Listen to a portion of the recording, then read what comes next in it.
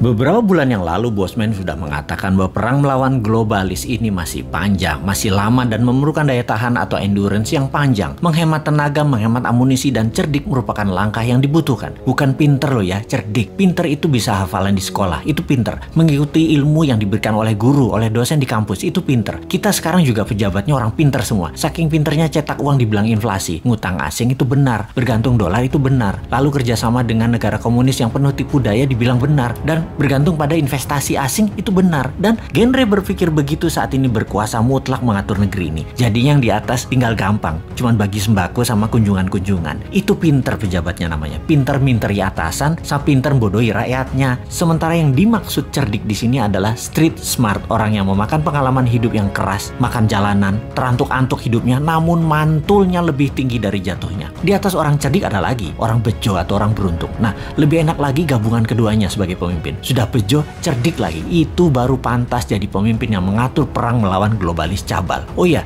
sebelum lanjut kita harus membedakan pebisnis globalis dan globalis cabal. Cabal adalah secret society, lebih menginginkan kepengendalian mutlak atas kehidupan manusia. Cabalis itu sudah pegang kendali atas teknologi, atas informasi, kendali atas komunikasi, sistem keuangan, dan sekarang kendali ke arah dua hal yang penting, yaitu kesehatan serta makanan. Musuh negara tidak berdaulat yang pemimpinnya oportunis itu bukan hanya dua negara besar, Tiongkok dan Amerika, tetapi ditambah juga globalis cabal. Jadi ada tiga musuh sebenarnya. Kita detailkan ketiganya, pengendali negara lemah tersebut. Pola kendali terhadap negara lemah atas dua negara besar dan kelompok globalis adalah tiga strategi Tiongkok, yaitu menggunakan soft power kalau Tiongkok ya. Pertama, kendali atas media massa sebuah wilayah. Nomor dua, kendali atas pejabat pemerintahan wilayah yang ditarget serta anggota parlemennya. Kemudian nomor tiga, kendali atas peraturan hukum dan penegakan hukum di wilayah tersebut. Di sisi lain, strategi Amerika itu menggunakan hard power, yaitu tekanan militer, terorisme, ideologi, humanitarian, menggunakan organisasi multilateral seperti IMF, PBB. Semua adalah tool Amerika untuk menyedot aset harta negara lemah. Strategi globalis cabal adalah pegang sosial media, informasi, dan big data. Mereka bukan mau menguasai wilayah hajat hidup seperti Tiongkok, ambil sumber daya alam seperti Amerika, kendalikan energi dan oil, serta dolar. Bukan. Globalis cabal kendalinya atas data, atas minat interest seseorang, mengubah tindakan perilaku, merubah society,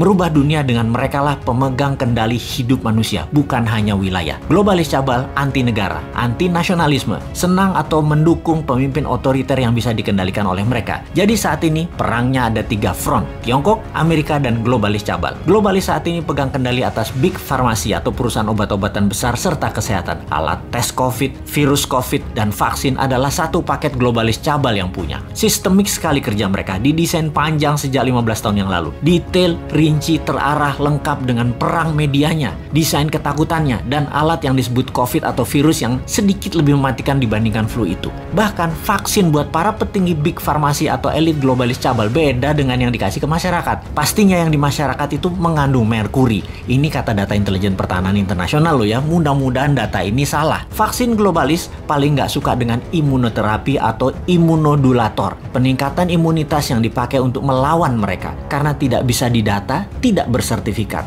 Mereka globalis cabal yang perlu bukan hanya vaksinnya laku, PCR antigennya laku, sebaran virusnya cepat dan meluas, tapi data itu tidak kalah penting bagi mereka. Globalis menyarankan pakai masker dan lockdown di banyak wilayah sesuai dengan saran versi globalis. Semua sudah dibuat protokolnya sehingga efeknya perangnya panjang. Ada yang improvisasi, misalnya pakai imunoterapi lokal, lockdown ringan bergantian, ekonomi jalan biasa, pakai data center satelit sendiri, komunikasi pakai tool negara tersebut sendiri, sosial media punya sendiri, negara tersebut nggak akan rubuh, ekonomi jalan dan COVID musnah dalam sekejap. Anti saran globalis dan melawan mainstream pasti menang. Itulah kenapa di tahun 2019 pertama-tama video Bosman muncul, kita mengingatkan perang yang akan terjadi di tahun 2020 dan tahun 2021 dengan akhir kalimat bertanya, sudah siapkah Indonesia? Untuk apa? Untuk punya Google sendiri, punya Facebook sendiri, punya satelit komunikasi sendiri, punya data center sendiri, punya Twitter sendiri, punya TikTok sendiri, punya begituan deh.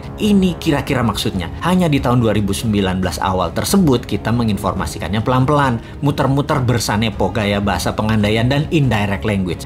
Ternyata nggak paham gaya bahasa beginian. Jawa Timurane bosman metu tak sikat pol saiki. Faktanya perang pandemi ini panjang, 2025 baru bersih. Dan bukan karena virus solusinya, tapi natural herd imunitas solusinya. Terpapar banyak dan sembuh pakai imunitas diri sendiri dibantu booster multivitamin dan mineral. Kemudian perang apa lagi yang akan terjadi? Yaitu perang cuaca atau climate war. Sudah sejak tahun lalu dimainkan. Dan kalau yang ini Rusia ikut bermain. Selain globalis cabal Tiongkok dan Amerika di belakangnya negara sekutu, terutama G7. Mulai nyadar sekarang di mana-mana hujan juga banjir. Kata-kata puitisnya adalah bagai hujan di musim panas. Jadi kenyataan benar karena ya direkayasa cuacanya. Masihkah tidak sadar juga setelah pandemi, maka kesengsaraan lain akan terjadi, yaitu kelangkaan pangan. Sudah siapkah kita? Atau seperti 2 tahun ini, walau sudah diingatkan tetap aja menjalankan semua seakan-akan seperti anak SD gambar pemandangan 2 gunung, matahari, dan sawah. Wapokmu kapan?